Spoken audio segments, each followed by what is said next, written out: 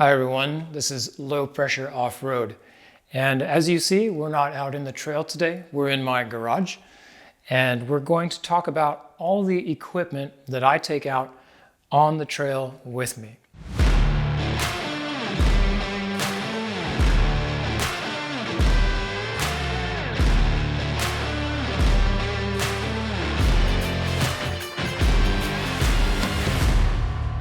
First of all, we're going to have equipment for fixing a spare if you get a flat and you need to change your spare tire. Next, we're going to have air up, air down. That's going to be your deflators and your air compressors. Then we have recovery equipment for recovering yourself or maybe helping somebody else out that's stuck or needs a tow. Then we'll have toolkit. Everybody needs a basic toolkit in their Jeep or in their off-road vehicle to fix whatever problems might come up. Finally, some options that I really like to have. You might not necessarily need them on every trail. And then as an added bonus, I'm going to tell you the wall of shame items, the things that I just have never really found a use for, have never seen anybody really using out on the trail. I have them, but they're never going with me. Number 0 on this list is a fire extinguisher. You must have a fire extinguisher out on the trail. And in fact, a lot of off-road parks and events require you to have a fire extinguisher. Have you ever changed a flat or changed your own tires, done a tire rotation? Well, you need to find out what it takes to do that so that you have the tools and the skills to do it if you have to change a tire on the trail. One of my favorite pieces of equipment is this DeWalt torque wrench. This is the 3-foot torque wrench and it goes up to 250 foot-pounds. So this will easily handle the 135 foot-pounds that I need on my Jeeps. The other thing is that it's a 1/2-inch drive as opposed to a 3/8-inch drive, because you can snap a 3/8-inch drive at 135 foot-pounds. So look at your tools, make sure that your torque wrench or your sockets are at least 1/2-inch drives. Here are a couple more critical pieces for changing a tire. I have 2 different sets of wheel locks on my wheels, so I have both of the wheel lock keys, and you can't lose those or else you'll really be in trouble. I also have a 5-inch extension for my torque wrench because my wheels have very deep set lugs on them. So make sure that your wrench can actually reach the lugs inside of your wheels if you have a really high offset or something like that. Next, I have another socket just for the extra large bolt heads on my spare tire carrier, which are a little bit different than everything else. And you wouldn't know that unless you've actually changed it and gone through the whole process. And then finally, I have an adjustable crescent wrench because there's a couple other little pieces that I have to take off when I take the spare off of the tailgate. So make sure you know every last little bit it takes to change your spare tire.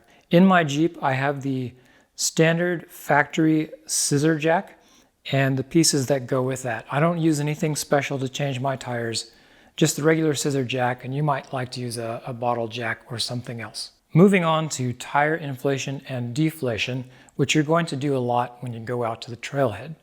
If you have really massive tires, they're going to need a lot of air, and it can take a long time for a standard compressor to fill them up. And that's why I have this dual compressor, and this happens to be the Moab brand dual compressor. But the secret is basically all of these compressors are made in China. They're all pretty much the same thing, except a local company or a US company might put an electronic display on it or put their own brand name on it. But the dual compressor does about 11 cubic feet per minute, I think. And so this is fast enough to inflate my 37-inch tires in really just about 5 minutes. Right below that, you'll see the EasyFlate tire hose. That's a quick disconnect hose that hooks up to all 4 of your tires at the same time. And the biggest benefit of this is that it evens out the tire pressure of all of your tires all at once, and you don't have to mess with it. So I love using this to both deflate my tires and inflate the tires. A couple more tire items here. You'll see the ARB deflator. That's a really popular manual deflator, and it unscrews the valve stem out of a tire valve and it allows you to deflate the tire extremely rapidly. I'm talking about full to flat in under a minute. You actually have to watch out because it deflates so fast and has a really nice accurate gauge on it. The other thing there is a tire puncture kit. This is not a patch kit for big rips on the side. This is a puncture kit in case a nail or something goes through your tire, and then you can patch that wherever you are. Now we're into the recovery equipment. And I've got 3 different flavors of recovery straps. In the back there is a kinetic snatch strap. This is the kind of strap you use when you're going to get a little bit of momentum and pull somebody out with a yank. I'm not talking about 30 miles an hour. I mean, you'll roll up to maybe 5 miles an hour, something like that, just to give them a little bump to help pull them out of some mud. The strap is designed to stretch. They can do 20 or 30 or 50 stretches or yanks before that strap is basically all stretched out and needs to be replaced. Below that, on the left, is a tree saver. It's a short, wide strap, and you always use this when you are winching off of a tree. You never wrap a winch line directly around a tree because it damages it. The yellow strap is a standard tow strap. A tow strap does not have any elasticity, and this is meant for static towing. So let's say somebody is broken down and you're just towing them slowly behind you at a constant speed. You never use a tow strap for yanking somebody out. That's what the kinetic strap is for. Here are a few more pieces of recovery gear. Starting at the bottom, I've got a couple of shackles. These are 3/4 inch shackles, and you unscrew the pin out of them so that you can put the end of a strap around it or put your tow hook in it. And I have 2 shackles that actually live on the front bumper of my Jeep. I wouldn't pack these because I have them hanging off my Jeep, but if you don't have them attached to your bumper, then you will want these, or you might have some soft shackles which are made of a nylon material. In the middle are some ratchet straps. I take a pair of those with me, and they're extremely useful for holding something down or pulling something together, maybe holding your bumper on if it is coming loose or ripped off.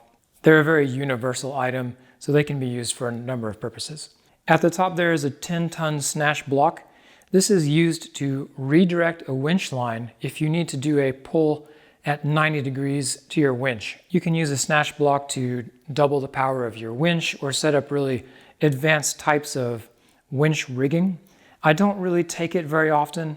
I only take it if I think we're going to be in a place with a lot of mud where it might be difficult to get somebody out of the mud without doubling up the force of the winch. That one mostly stays at home.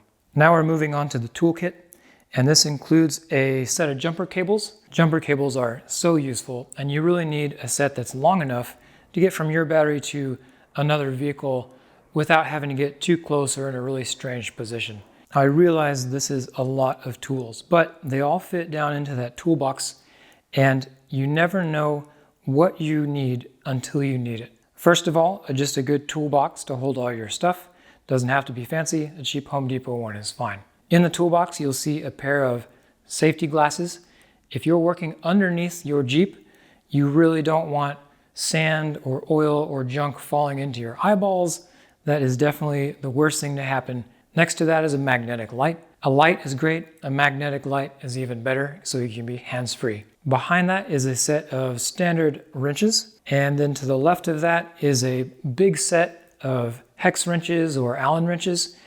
A lot of accessories made for Jeeps, whether it's light bars or bed racks or things like that, use socket head screws. It's good to have a variety of Allen wrenches with you to meet whatever size that you need. Below that, we have a Phillips and a flathead screwdriver. And if you get the kind that has flames on the handle, you can work a lot faster. You'll also see there's a set of vice grips. I have both large and a smaller set of vice grips. Vice grips are another one of those tools that are indispensable for troubleshooting. You might have a nut that's really stuck or stripped, and only something with an extremely tight grip can help you out. A hammer is useful. Sometimes you just gotta hammer stuff into shape.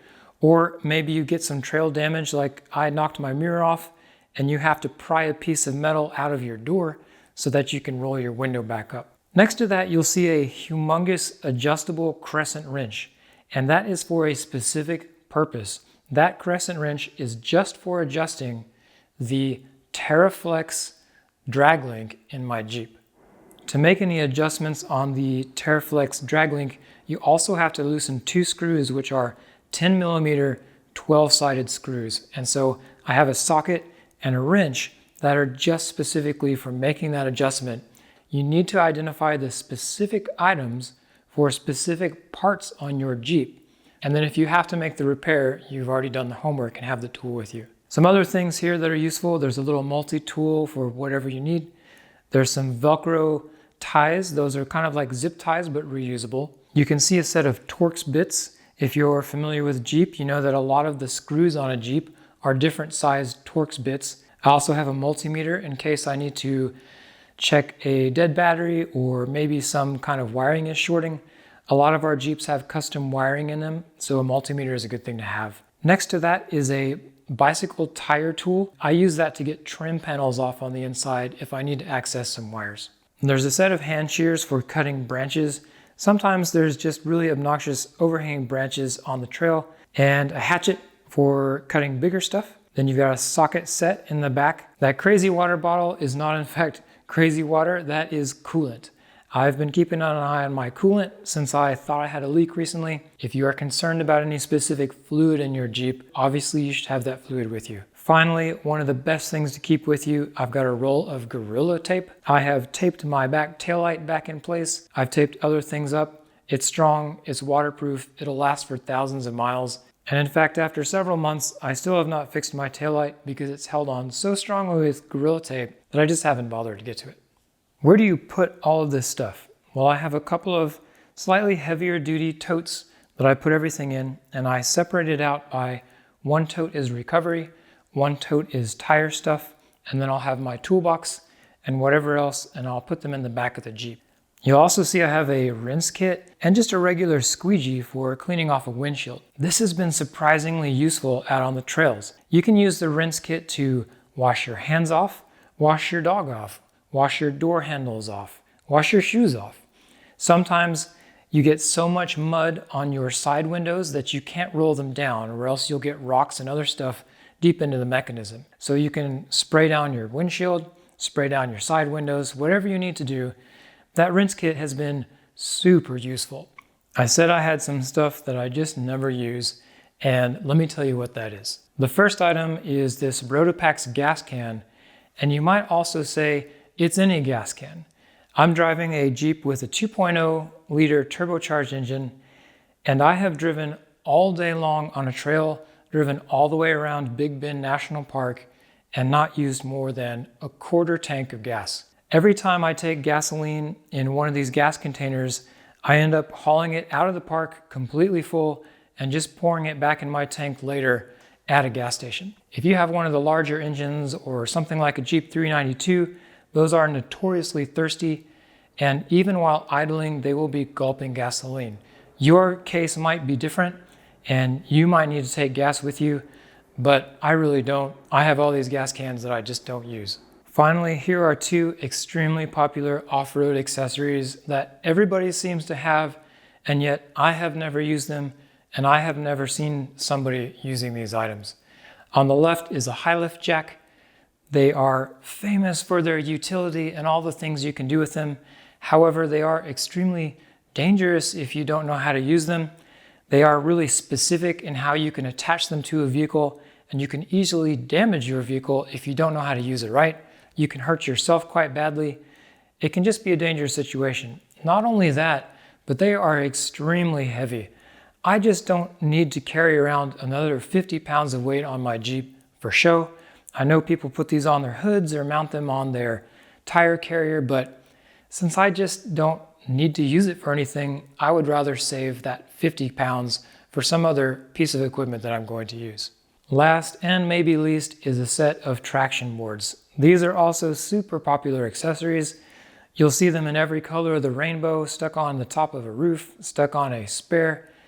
And in all the places that I've been in the last 3 years and over 52 Jeep badges and 60,000 miles, I've never had any need for these, and I never take them with me. If I can't get out by winching or being towed by another person, then these traction boards are just not going to help me a whole lot. So there you go, a couple of items that are really popular to put on Jeeps. You see them all the time, and yet I've never had any use for them, and I'm never gonna take them to the trails. Now I have everything all packed away in the totes that I take with me. I have a recovery box, a tire box, and a toolkit, and it doesn't take up that much space. I can easily put this into the back of my Wrangler and be prepared for just about anything I need to do. I encourage you to develop your own toolkit based on the parts and the equipment that you have on your vehicle, and you should always carry at least a minimum of recovery gear for yourself or for helping other people. I hope that was helpful, and next time I'll see you out on the trail.